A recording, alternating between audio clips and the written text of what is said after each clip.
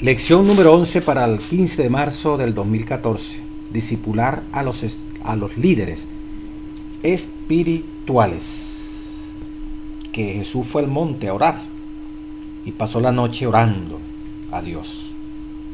Y cuando fue de día, llamó a sus discípulos y escogió 12 de ellos, a los cuales también llamó apóstoles.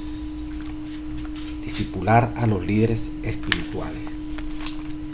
Como es tradición, ¿verdad? La primera lección, los discípulos y las escrituras, poniendo como centro Jesucristo, utilizando las escrituras para todas sus enseñanzas. La segunda lección del trimestre ya va a terminar. Discipular mediante metáforas, parábolas, método extraordinario que utilizó Jesucristo. La tercera lección, el discipulado y la oración. Indudablemente que sin la oración no se puede hacer discípulo. La lección número 4, discipular a los niños. La 5, discipular a los enfermos, discipular a la gente común. La lección 6, Jesús y los desechados sociales, cómo también discipularlos. La lección 8 estuvimos viendo también discipular a los ricos y a los famosos. La lección 9, discipular a los poderosos, a los grandes líderes espirituales de aquel momento, como también a los gobernantes y reyes. Y lección 10, discipular a las naciones, evangelio a toda tribu, nación, pueblo y lengua. Y esta oportunidad, discipular a los líderes espirituales. Bueno, esto tiene que ver la manera como Dios, el Señor Jesucristo, comenzó a trabajar ya con los que iban a llevar este evangelio a toda tribu, nación y lengua. En la parte del día domingo 9 de marzo, esto fue realmente corta, dice la lección del día domingo 9 de marzo. Por lo tanto, adiestrar discipuladores era imperativo. ¿Quiénes debían ser elegidos? Los discípulos de Jesús, sin duda, aprendió que el liderazgo era cultivado con efectividad en grupos pequeños y no en masa, por medio de conferencias. Un número limitado sería para la clase de graduados iniciales. Entonces la lectura, ¿verdad?, de Lucas 6 nos mandan a leer aquí qué hizo antes de elegir a sus discípulos y por qué era tan importante. Lucas 6, 12, lo acabamos de leer como lectura bíblica, pero es parte del día domingo. Y aconteció en aquellos días que Jesús se fue al monte a orar y pasó la noche orando a Dios.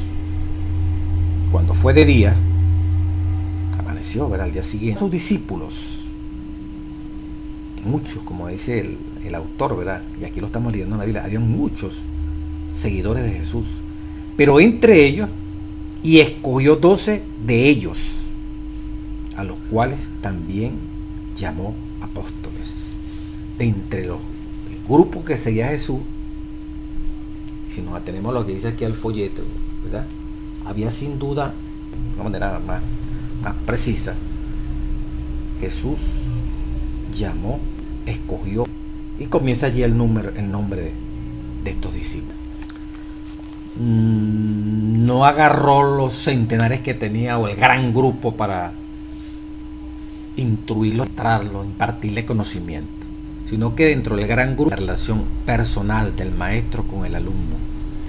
Los grupos, diríamos nosotros, que se usan hoy en día, develados por Elena White, los grupos pequeños. Todo el grupo prefirió tomar 12 de ese grupo y prepararlo.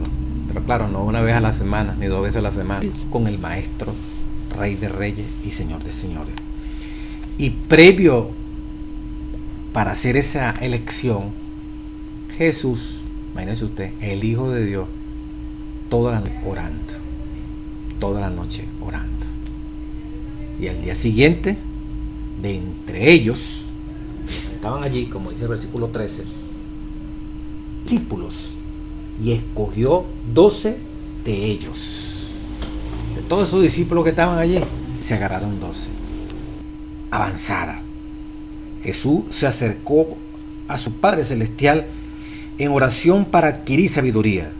Del mismo modo, la oración debe preceder en el siglo XXI, siendo que evidentemente Cristo, creía tanto más los cristianos de hoy deberíamos esa sabiduría al elegir a los encargados de velar por el progreso de la gran comisión.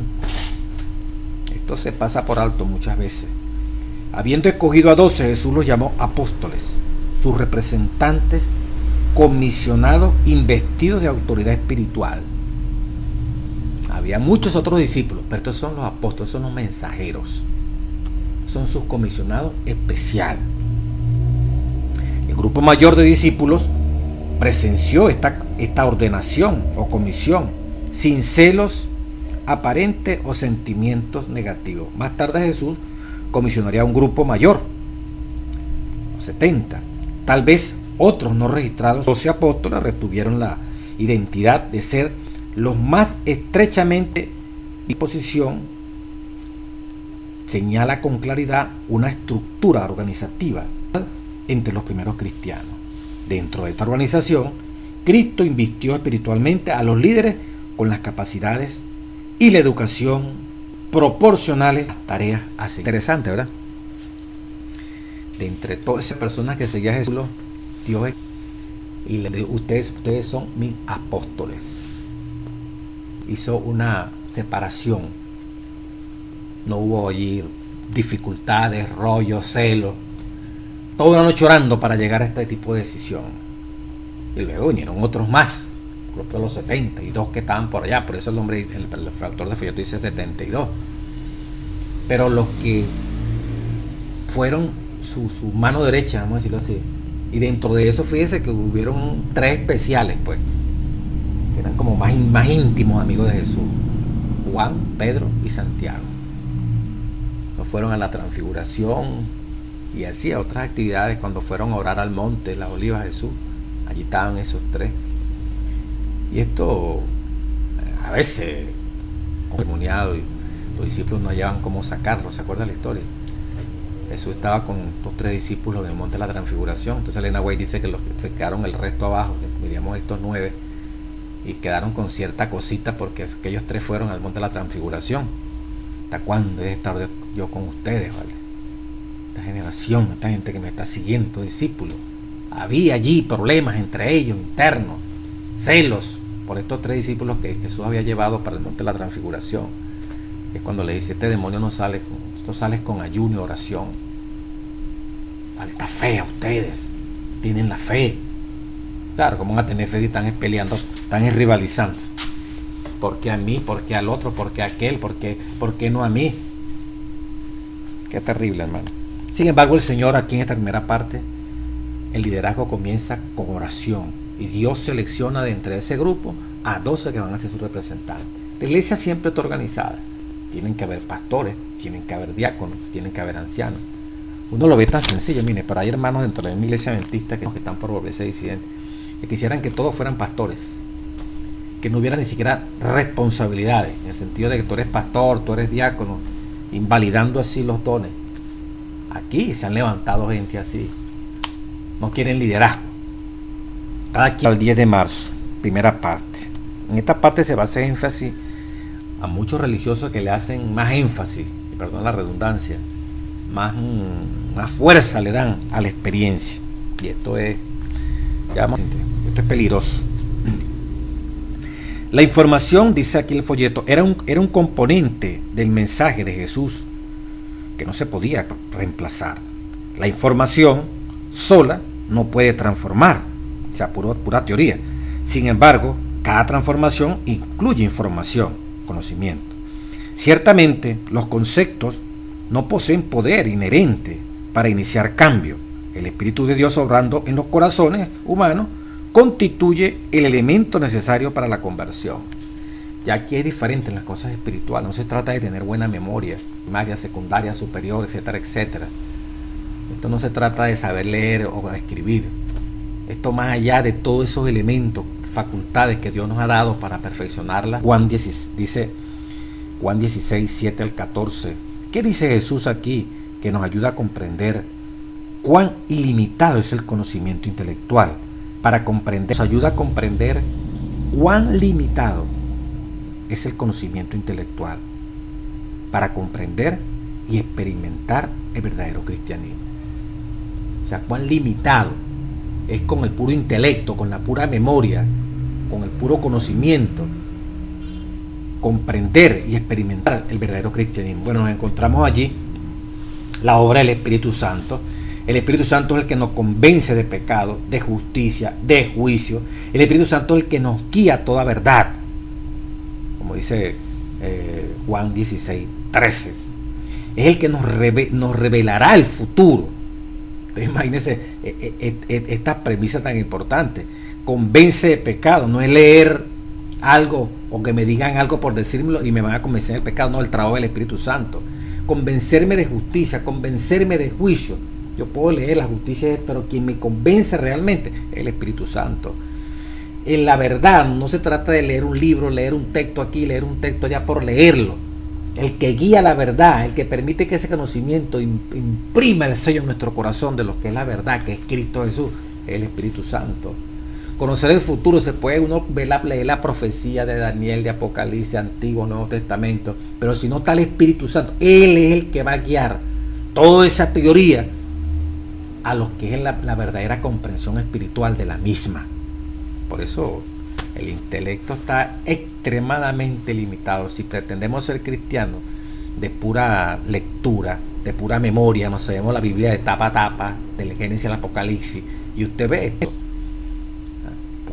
la gente se asombra, pero si sabe tanto la Biblia, ¿por qué todavía dice palabras que no son correctas?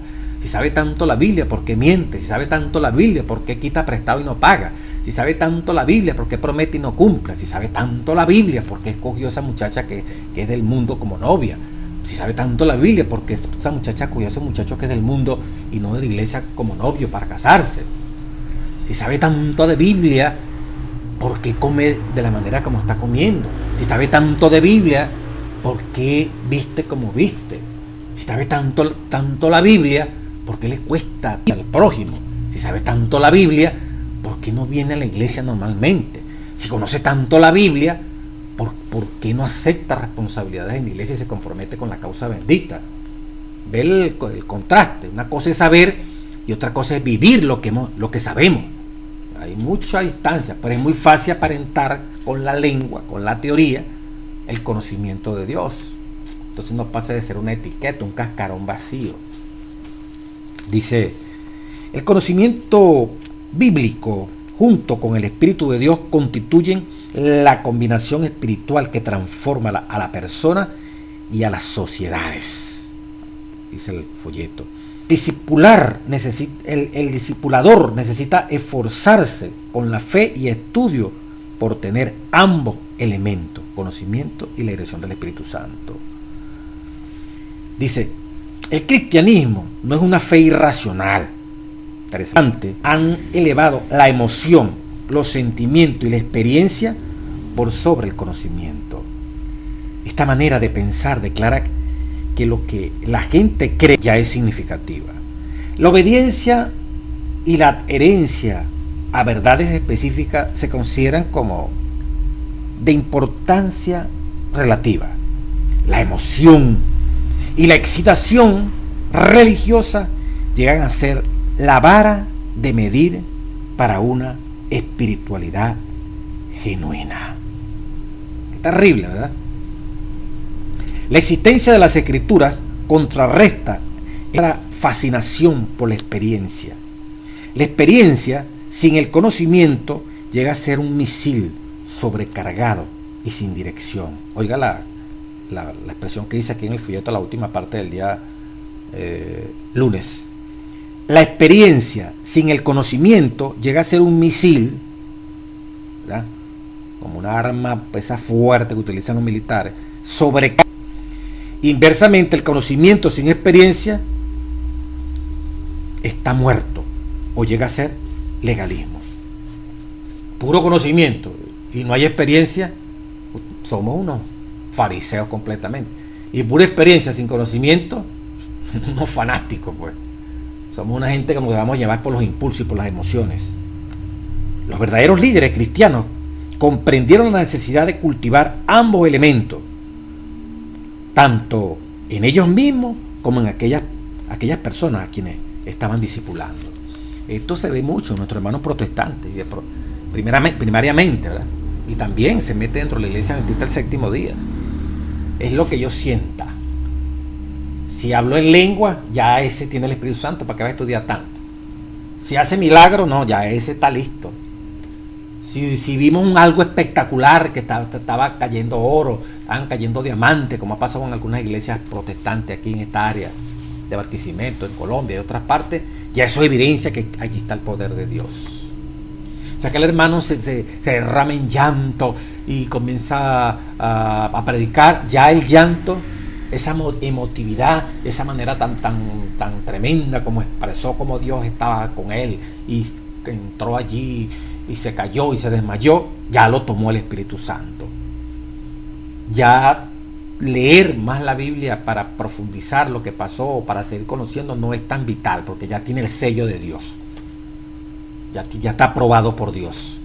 Dentro de la iglesia entonces también comienza, no, Dios me mostró, el Señor me dice, anoche soñé y Dios me mostró, mostró, así dice Jehová en la Sagrada Escritura. Entonces quieren colocar la experiencia, no, yo tengo una experiencia con Dios, yo con Dios muy grande, yo ayuné muchos días y Dios me mostró, Dios me dice, por encima de un conocimiento que está revelado. Sí, la Biblia dice así, pero que Dios me mostró que debo hacer esto. Dios habló conmigo. Nunca este tipo de sentimiento, de emoción, ¿verdad?, puede pasar por encima. Sentimientos pueden pasar por encima de un así dice Jehová en la Biblia, el Espíritu Profecía. Jóvenes verán visiones y sueños. Te van a venir con el cuento de sueños, que Dios me mostró que tenías que casarte con fulano, que tenías que dejar hasta fulano tal como amigo, que el pastor no debía estar allí, que el anciano no debiera hacer esto, porque Dios me lo mostró anoche. No, no se trata de que te lo mostró a ti, si te lo mostró a ti está revelado en la Sagrada Escritura. Y tiene que haber fundamento en la Sagrada Escritura, en el Espíritu de Profecía, para darle credibilidad a eso. Nosotros no nos dejamos llevar sentimientos ni por emociones. Ese no es el fundamento bíblico, ni de los discípulos, ni de los profetas, ni de Jesús, ni de mucho menos esta iglesia, que es el remanente de Dios en esta tierra. Entonces la experiencia por experiencia, tengo una experiencia con Dios, yo lloro con Dios, Dios me habla conmigo, los ángeles me dicen tal cosa. Eso hay que tener mucho cuidado. Todo lo que diga un ángel o diga Dios directamente hablando a través del Espíritu Santo, así se aparezca un ángel o el Espíritu Santo diciendo, mira que se debe hacer esto, si está aprobado por la Biblia y el Espíritu decía, amén, gloria a Dios. Nunca la experiencia por encima de la teoría. El martes, parte 2, conocimiento y experiencia. Bueno, vemos en Lucas 6, 20 al 48, ¿verdad? Todas estas bienaventuranzas que aparecen allí en la palabra de Dios. Dice, ¿de qué manera estos textos revelan tanto el conocimiento como la experiencia? Es decir, ¿de qué forma están unidos aquí? Que muestran por qué ambos son necesarios, no solo en nuestro propio caminar con Dios, sino también en hacer discípulos. Bueno, te agarra Lucas 6, del 20 en adelante, nos encontramos, ¿verdad?, con todas estas bienaventuranzas, todas estas teorías que el Señor está dando. Dice el versículo 20, Lucas 6, y alzando él sus ojos hacia sus discípulos, decía, bienaventurados vosotros, los pobres, porque vuestro es el reino de los cielos, de Dios. Bienaventurados los que ahora tenéis hambre, porque seréis saciados. Bienaventurados los que ahora lloráis, porque reiréis. Bienaventurados seréis cuando los hombres os aborrecieren y cuando os apartaren de sí, se apartaran de nosotros y os vituperaren y desechasen vuestros nombres como malos por causa del Hijo del Hombre. Regocijaos en aquel día y saltad de gozo, porque aquí vuestro galardón grande en el cielo, porque esto hacían también a vuestros padres, a los profetas. Mas hay de vosotros, ricos, porque tenéis vuestro consuelo. Hay de vosotros los que estáis llenos, porque tendréis hambre. Hay de vosotros los que ahora reís, porque lamentaréis y lloraréis. Hay de vosotros cuando todos los hombres hablen bien de vosotros, porque así lo hacían sus padres. a los profetas, a los falsos profetas, porque así hacían sus padres a los falsos profetas. Pero a vosotros, los que oís, os digo, amad a vuestros enemigos, haced bien a los que os aborrecen, bendecid a los que os maldicen, orad por los que os calumnian, y al que te hiriere en una mejilla, dale también la otra, y al que te quitare la capa, dar aún, que se lleven también la túnica, y a cualquiera que te pidiere, dale, y el que tomare lo que es tuyo, no lo pidáis que te lo devuelva. Y como queréis que os hagan los hombres, así también haced vosotros. Porque si amáis a los que os aman, qué gracia tenéis. Porque también los pecadores hacen lo mismo. Y si prestáis a aquellos de quienes esperáis recibir, qué gracia tenéis. Porque también los pecadores prestan a los pecadores para recibir otro tanto. Amad pues a vuestros enemigos y haced bien, prestad no esperando nada a cambio, y vuestro galardón será grande, y seréis hijos del Altísimo, porque Él es benigno para con los ingratos y los malos. Sed pues misericordiosos, como también vuestro Padre es misericordioso. No juzguéis, no seréis juzgados. No condenéis, no seréis condenados. Perdonad, y seréis perdonados. Dad, y se os dará.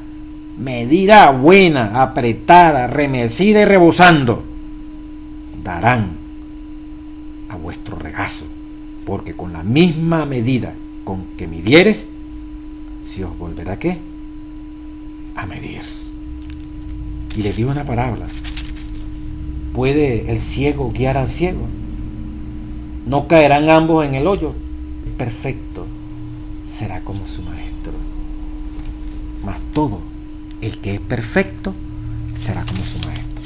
Bueno, ustedes ven aquí conocimiento, pero que implica el día a día, práctico, conocimiento, y que al salir de esa reunión grande donde Cristo está predicando, ya tenemos que ponerlo en práctica. Pues. Vamos, se mezcla la teoría con la práctica. Cómo deberían hacerlo, cómo debían tratar a las personas, cómo debían reaccionar con las personas, cómo relacionarse aún con los enemigos, con los ingratos, cómo diferenciar el comportamiento práctico de los malos, de los que son pecadores, cuán diferente es el comportamiento del que es espiritual, del líder espiritual. Hermoso, ¿verdad? Como el Señor, su conocimiento fue teórico práctico. Dice el folleto: el conocimiento espiritual es indispensable para la transformación espiritual. Cristo mismo era creada por Dios. Cristo diseminaba conocimiento transformador. El Espíritu Santo despertaba conciencias, verdades. Maravilloso, ¿verdad? Los discipuladores del siglo XXI deben de relacionarse completamente con las Escrituras, la fuente de la información espiritual auténtica. Del mismo modo, deberíamos diseminar doctrinas y enseñanzas sin tomar en cuenta si son populares. No retengan nada y guíen con paciencia a los conversos infantes a una comprensión y aprecio siempre en expansión de las maravillosas verdades del cristianismo que transforman las vidas, especialmente la verdad presente de los mensajes de los tres ángeles. Difícil, palabras difíciles cuando Jesús le está diciendo, ¿verdad? Si ustedes hacen bien a los que le hacen bien, lo mismo hacen los pecadores. Si ustedes prestan, también los pecadores a las personas, a sus amigos, también hacen los pecadores, se prestan entre ellos mismos. Entonces, vemos la diferencia que Jesús quería establecer, ¿verdad? Como decía el Señor. ¿Y cómo queréis que os hagan los hombres? Así también hacéis vosotros, en el versículo 31, el 32 de Lucas 6. Porque si amáis a los que os aman, ¿qué gracia tenéis? Porque también los pecadores aman a los que los aman. Esto es duro, ¿verdad?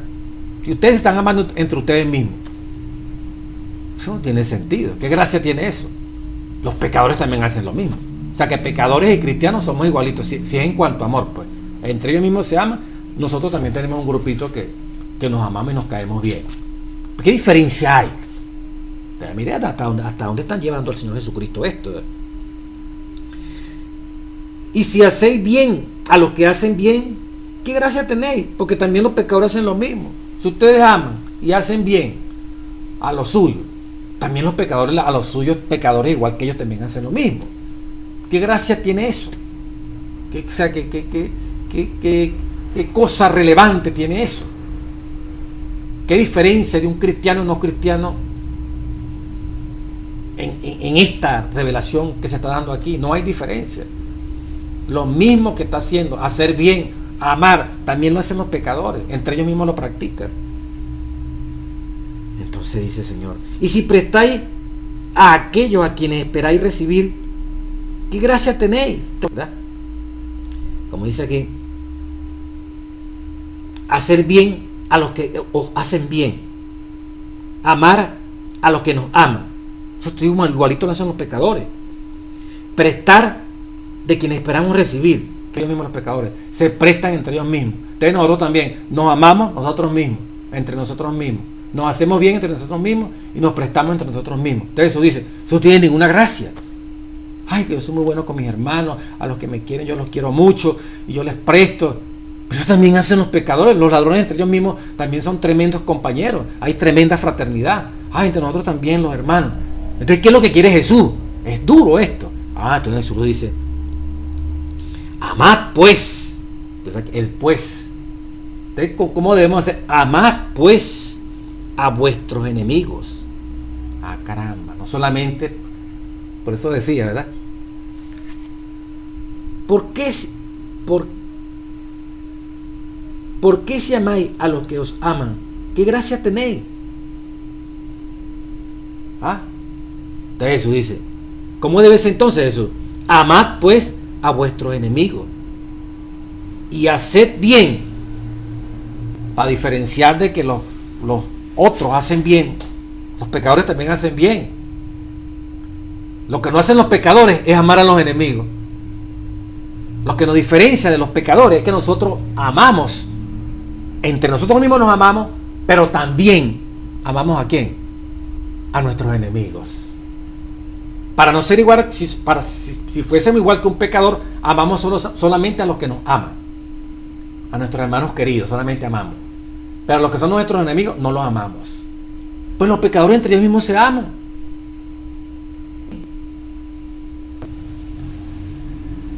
La primera parte que estuve explicando, ¿verdad? Para diferenciarnos los pecadores, nosotros nos amamos entre nosotros mismos y amamos a nuestros enemigos. Como dice el versículo 35.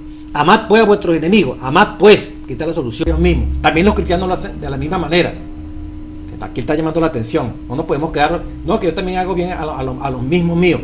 Yo también le presto a los mismos míos. Y decimos que somos cristianos. No, el cristiano se le exige, ¿verdad?, que ame a sus enemigos, haga bien y preste, no esperando nada a cambio. Haga bien, no esperando.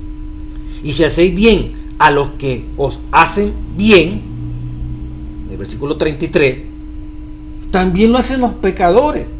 Pero no, aquí vamos a hacer bien sin esperar a cambio nada. Aquí vamos a prestar sin esperar a cambio ¿qué? Nada. Y vuestro galardón será grande y seréis hijos del Altísimo, porque Él es benigno para con los ingratos y los malos.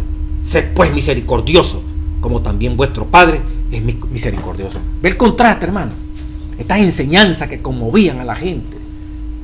Si amamos a los que nos van a responder con amor también hacen los pecadores, entre ellos mismos se aman. Si yo lamentablemente hago bien a los que me van a hacer bien también, ¿verdad? Si hacéis bien a los que os hacen bien, también los pecadores entre ellos mismos se hacen bien. Si prestáis a los que te pueden pagar, también entre los pecadores hacen lo mismo. Entonces, ¿qué debemos hacer si somos cristianos? Bueno, debemos amar sin esperar amar a nuestros enemigos. Aquí somos cristianos porque amamos a los que nos aman y también a los que no nos aman. Gloria a Dios. Segunda parte. hacemos bien y prestamos sin esperar a cambio nada, para diferenciarnos de los que son pecadores. Los pecadores prestan y hacen bien esperando a cambio. Al cristiano se le manda: usted no está esperando a cambio nada. Esta palabra, al oír a la multitud, ¿verdad? Reino de los cielos, porque nuestro Padre es benigno, porque Él es benigno para con los ingratos y malos. Los malos no tienen benignidad. Los malos son malos con los malos y con los buenos. El cristiano no, el cristiano es diferente. Entonces, una enseñanza teórica práctica excelente que glorifica el nombre de nuestro Dios. El miércoles 12 de marzo dice: los primeros líderes. Dice: es muy interesante e importante el hecho de que entre los eruditos o elocuentes hombres, pasando por alto a los maestros con justicia propia, el maestro eligió humilde y sin entrenar y educar a estos hombres como líderes de su iglesia. Ellos a su vez educarían a otros. ¿Qué nos dicen los siguientes textos acerca de por qué Cristo, para conducir a su iglesia, buscad a Dios? Dios hace un llamado: buscad a Dios todos los humildes de la tierra, que pusiste en obra su juicio. Llamado a todos los humildes de la tierra que pusieron por justicia, la justicia de Dios por obra. Segunda cita, texto bíblico, Mateo 11:29. Jesús dijo: aprended de mí, que soy manso y humilde de corazón. Primer ejemplo, Jesús como humilde. Dios llama a todos los humildes que ponen por obra la justicia de Dios. Tercero, Jeremías 50:31. Dice: yo contra ti, oh soberbio, y el soberbio tropezará y caerá, y no tendrá quien lo levante. Dice Jeremías 50:31-32. Dios no quiere nada con lo contrario a ser humilde de corazón, ser soberbio. El soberbio, dice aquí, tropezará y caerá, y no tendrá quien lo levante. Es un engreído, una persona que autosuficiente. ¿Quién puede hacer algo por él? Él cae y se quedará allí, pues. Ella se la sabe toda, bueno, se hundirá, pues. Por eso dice: no tendrá quien lo levante, pues. Y Isaías 57:15 dice la palabra inspirada: dice Dios: yo habito con el quebrantado y humilde de espíritu. Entonces, Jesucristo, más que intelectualidad, más que la parte académica de educación, Jesucristo vio en estos 12 primeros hombres que formaron ese equipo. Quiero decir que Judas no fue llamado, él se ofreció, y usted sabe lo que pasó. Sin embargo, Cristo permitió que estuviera en ese grupo, pero él no fue, Cristo le dijo: sígueme, como le dijo a Leví, Mateo y a los demás. Él se ofreció, y aparentemente era era el más preparado en asuntos administrativos, era el más preparado, y los discípulos veían en él un gran líder por la preparación intelectual que tenía. ¿No suena eso parecido a lo que pasa hoy en día? Aparentemente los que pasamos por universidades y escuelas y estudios, bueno, ya por el hecho de ser académico ya tenemos el Espíritu Santo ya obligatorio. Eso es mentira. Los discípulos se llevaron un gran chasco. El gran ladrón era el más preparado que tenían allí en la iglesia primitiva. Hay que tener cuidado, ¿verdad? No siempre lo que brilla es oro. Sin embargo, Dios luchó hasta el final, Jesús, para que este hombre se arrepintiera. Bueno, no se pudo lograr. Sigue diciendo: es solo, dice, sin embargo, debemos ser cuidadosos de no hacer suposiciones equivocadas acerca de por qué Cristo eligió a quienes eligió. Jesús no estaba en contra de la clase educada o erudita. Él mismo demostró mucho conocimiento de la Escritura, pues. Es solo que a menudo los que tienen más educación, riqueza. Especialmente los líderes tienen que hacerlo para que el Señor pueda usarlo. Esto no ocurre siempre, por supuesto. Dios también usó a tales hombres. Piensa en Nicodemo, en José de Arimatea, etcétera, etcétera. Solo significa que frecuentemente este tipo de persona tiende a no estar abierta a la inducción del Espíritu Santo. Los que son muy académicos, pues. Eso es correcto. Hay una cita, ¿verdad? No la pude conseguir inmediatamente, donde Elena White nos dice, ¿verdad?, que estos grandes hombres que les gusta leer muchos libros, son muy preparados, no son formas genéricas señalados para ser llamados, porque es pura teoría. Tienen grande información y conocimiento, son grandes eruditos, pero no llegan al corazón de una congregación. O sea, porque lo que tienen es etiquetado, es puro concepto. Entonces ese es el grave peligro. Un hombre educado, un hombre capacitado, como lo dice el Espíritu Profecía, ¿verdad?, puede hacer gracia. Fíjese, el apóstol Pablo, pues el apóstol Pablo era, de todos los que están allí en el Nuevo Testamento, era el hombre más preparado, y por lo tanto escribió más cartas. Una de las razones por las cuales, una de las tantas, pues Dios lo utilizó para escribir una cantidad de cartas en el Nuevo Testamento. Y Pedro decía, es difícil la escritura de este mi hermano, pues.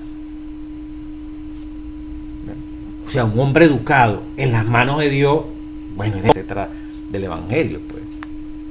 Pero al final la gente va a ser evaluada no por el academicismo, o no porque sea pobre, o no porque sea un ignorante. No, la gente va a ser evaluada para Dios en estos momentos finales, como lo hizo con los discípulos. La parte del jueves se la voy a leer, no tanto repito, porque era ignorante o porque sepa mucho.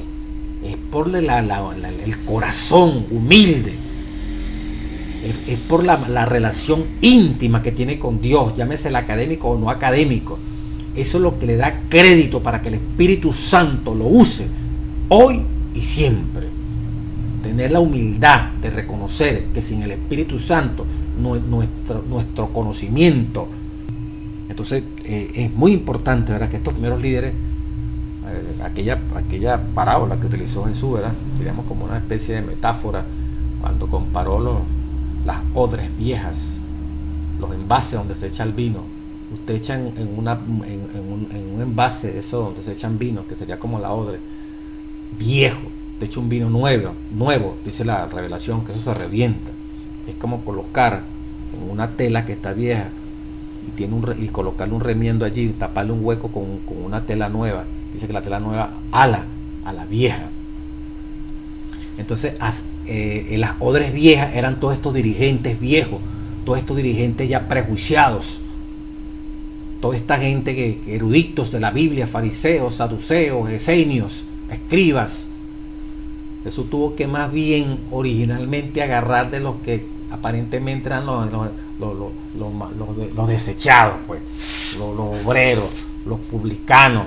Tuvo que agarrar de ese grupo y formar su primer equipo misionero, porque eran odres nuevas. Se podía depositar ese vino, que sería la palabra de Dios, y no iban a reventar. Estaban listos a aceptar la palabra, mientras que aquellos eruditos te pusieron a pensar, pero no, que tiene que venir en gloria. No, pero depende de donde nazca, podemos aceptar si puede ser Jesús o no puede ser Jesús.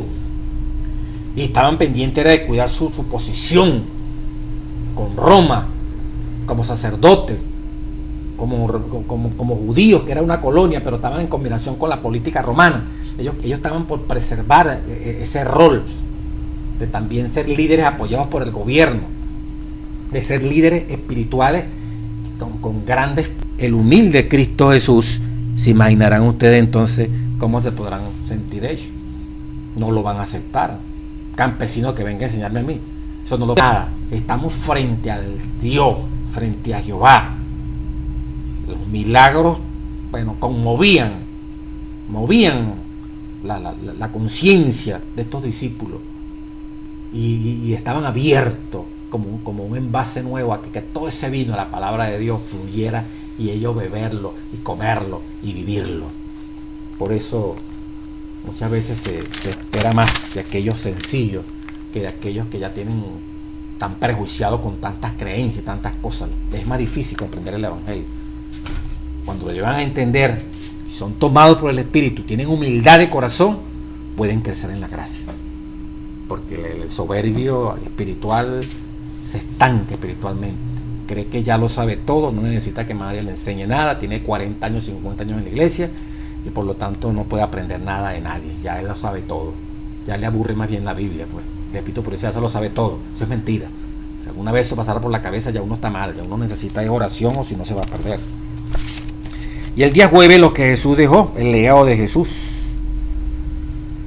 Las siguientes generaciones, dice la lección del día jueves 13 de marzo, dieron testimonio del éxito de los esfuerzos anteriores, siempre que estos generaran resultados duraderos. Por supuesto que sí, cambiaron el mundo. En realidad, ninguno de nosotros estaríamos leyendo esta guía de estudio de la Escuela Sabática más de 2000 años de la iglesia primitiva. Con estos 12 pioneros de la iglesia primitiva, mire cómo esto se fue multiplicando, fue creciendo. Una parte interesante para finalizar en Hechos 1. ¿Qué nos muestra este primer capítulo en la formación de la iglesia primitiva sobre la necesidad de líderes ordenados por Dios? ¿Qué buscaban en un líder? Especialmente el versículo 22 de Hechos 1. ¿Cuáles de estas características tendríamos que tener en cuenta en nuestra búsqueda de buenos líderes? Hechos 1, 22. Ahí hay una parte pero súper clave. Hechos 1, 22. Palabra de nuestro Dios. Dice, vamos a leer el 21. Para escoger, como dice aquí, esos discípulos, que aparte de lo que leímos ya en la lección anterior, entonces esta parte hace énfasis en algo más íntimo. Dice, Hechos 1:21. Por tanto, es necesario que de estos hombres que han estado junto con nosotros y salí entre nosotros, estaban con Jesús todo tiempo que Jesús entraba y salía, ahí estaban ellos, comenzando desde el bautismo de Juan hasta el día en que fue recibido arriba entre nosotros, que uno se ha hecho testigo con nosotros de su resurrección. Repito, por tanto es necesario que de estos hombres que han estado junto con nosotros, hablando allí los discípulos, ¿verdad?, que han estado junto con nosotros todo el tiempo que el Señor Jesús entraba y salía entre nosotros, comenzando desde el bautismo de Juan hasta el día en que fue recibido arriba de entre nosotros, uno se ha hecho testigo con nosotros de su resurrección. Y ahí señalaron entonces allí al que iban a escoger, ¿verdad?, como sustituto de este hombre Judas.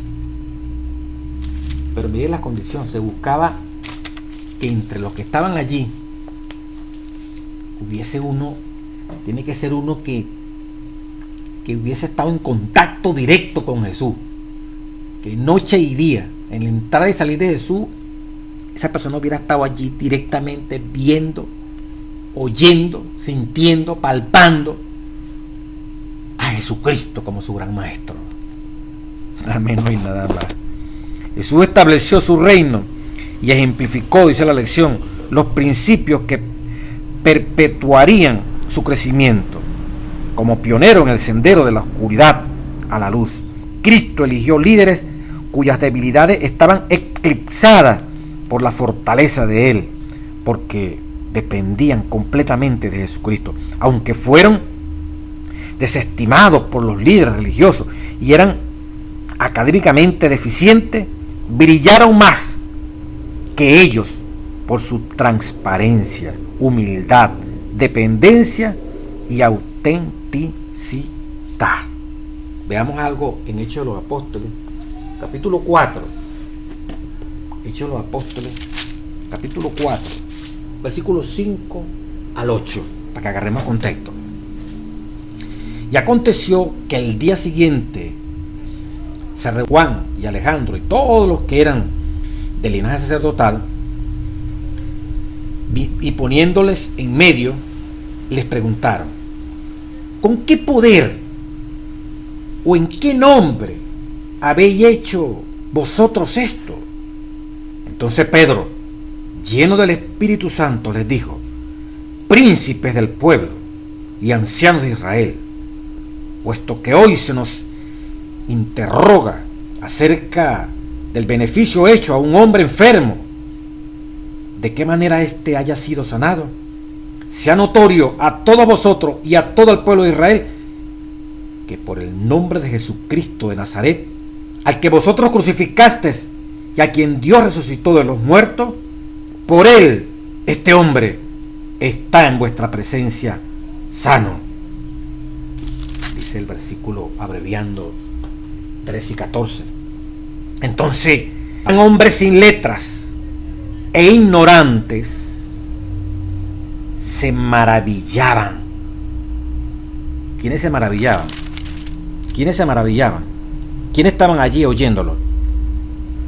¿Ah? Dice el versículo 5, el capítulo 4. ¿Quiénes estaban allí reunidos en Jerusalén? Los príncipes de ellos, los ancianos, los escribas. Versículo 6. Anás, el sumo sacerdote, Caifás, Juan y Alejandro, y todos los que eran del linaje sacerdotal. Y tuvieron que decir en el versículo 13 de Hechos 4, entonces viendo la valentía, el denuedo, que es lo mismo, de Pedro y de Juan, pescadores, toscos, rudos, sabiendo que eran hombres sin letras, eran hombres ignorantes, se maravillaban estos letrados y les reconocían que habían estado con Jesús. Ve la calidad de los líderes que fundaron la iglesia. Aunque eran letrados, según estos hombres, porque no habían pasado por su escuela, ignorantes, porque no habían sido educados como ya habían sido educados, se maravillaban de su palabra y reconocían que estos hombres habían estado con Jesucristo. Qué tremendo, mano. ¿Que habían estado con quién? Con Jesucristo. Qué tremenda experiencia. Pero recuerda lo que decía cuando Pedro comenzó a hablar. Versículo 8 de 4:8. Entonces Pedro, lleno del Espíritu Santo. ¿Cómo estaba Pedro? Aunque era sin letra, ignorante a la vista de ellos, ¿qué tenía Pedro? Estaba lleno del Espíritu Santo. Y como lleno del Espíritu Santo, les habló. Y ellos se dieron cuenta. Esto más que serán ignorantes y serán sin letra, pero estos hombres vienen de la escuela de Jesús. Estos hombres han andado con Jesús. Nos maravillamos de ellos, chicos, porque estos hombres tienen el Espíritu Santo. Vieron en ellos a Jesús, porque Pedro hablaba con el poder del Espíritu Santo. Hermano, de allí este legado que dejó Cristo hasta nuestros días. Discipular a los espirituales, como es el título de la lección. Estos fueron los primeros líderes espirituales, como Dios los preparó, teoría y práctica, para nosotros también formar a otros, orar por esos seres humanos que van a llegar a los pies de Cristo Jesús, y orar por quienes somos llamados a estas tareas de discipular a otras personas. La iglesia primitiva, después de más de 2000 años, todavía estamos leyendo estos acontecimientos. Esto no quedó en la historia, esto es real, y seguimos tratando de imitar la experiencia de estos hombres, de pedirle, imitarlo en cuanto a que tenemos que tener el Espíritu Santo para que toda la información que leemos en la Sagrada Escritura la podamos comprender y poderla poner en práctica. Por eso Jesús decía: sin mí nada podéis hacer. Y hasta los enemigos más acérrimos que podamos tener, contrario a la religión, a las creencias que tenemos nosotros, hermano, no le va a quedar otra alternativa que admitir que lo que hablamos es maravilloso y que realmente andamos con Jesús, estuvimos con Jesús, tenemos una comunión íntima con Jesús. Entonces no tanto es de letra, si se tienen amén, ¿verdad? O que somos ignorantes y entonces no podemos dar. Y en mejor manera si tenemos la información y si tenemos capacidad de leer, y si no sabemos leer, oír y pedir al Espíritu que imprima en nuestro corazón toda esa información que requerimos para que el Espíritu Santo la termine de introducir en nuestra sangre, en nuestros tuétanos, hablando simbólicamente, y esa información sea parte de nosotros. Que la gente cuando nos vea que realmente venimos de hablar con Jesús, que estamos con Jesús, que somos de Jesús, no porque lo decimos, sino porque se ve. Hasta los enemigos, como el Caifás, ignorante, pero es maravilloso lo que están hablando. Esta gente realmente se ve que son de Jesús. Esta gente son unos tremendos discípulos. Estos son otros Jesús, pues, en otras palabras. Vamos a terminar leerlo como lo dice literalmente aquí la Sagrada Escritura. Entonces, viendo el denuedo de Pedro y de Juan, sabiendo que eran hombres sin letras e ignorantes, sabiendo eso, que no tenían vida, no habían pasado por escuela, se maravillaban y les reconocían que habían estado con Jesús. Les reconocían, se daban cuenta, no, estos hombres han estado con Jesús. Sinceramente, estos hombres huelen a Jesús. Se siente que han estado con Jesús. Que esa sea tu experiencia y mi experiencia como líderes espirituales que Dios nos está llamando para discipular a otras personas. Señor, bendiga a su iglesia.